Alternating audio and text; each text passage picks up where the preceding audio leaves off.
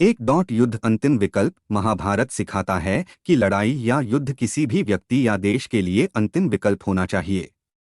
शिशुपाल के बार बार आक्रमण पर भी श्रीकृष्ण युद्ध से बचते रहे।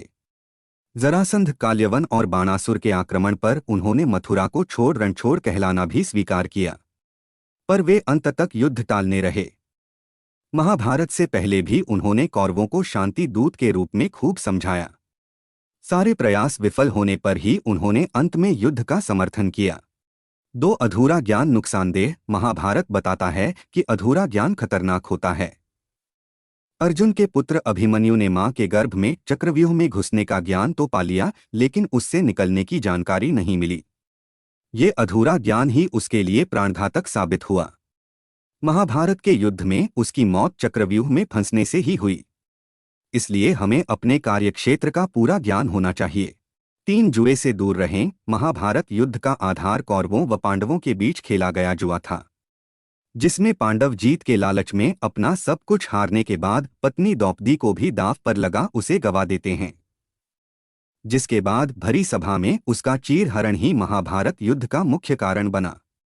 ऐसे में महाभारत हमें सिखाता है कि लालच में आकर जुए व सट्टे जैसे कामों में नहीं फंसना चाहिए।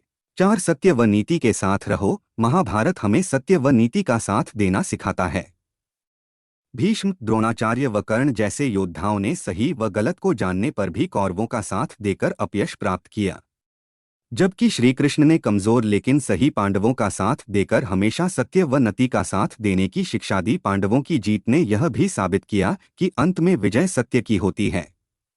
5 दोस्त का साथ दो। महाभारत दोस्ती की भी अनूठी मिसाल है।